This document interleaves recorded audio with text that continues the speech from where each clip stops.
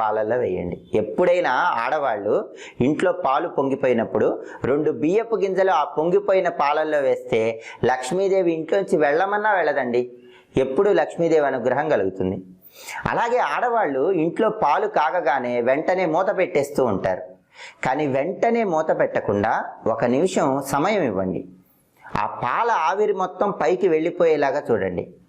అలా పాల ఆవిరి మొత్తం పైకి వెళ్ళిపోయేలాగా చూశారనుకోండి, మీ కష్టాలన్నీ కూడా ఆవిరైపోతాయని శాస్త్రాల్లో చెప్పారు.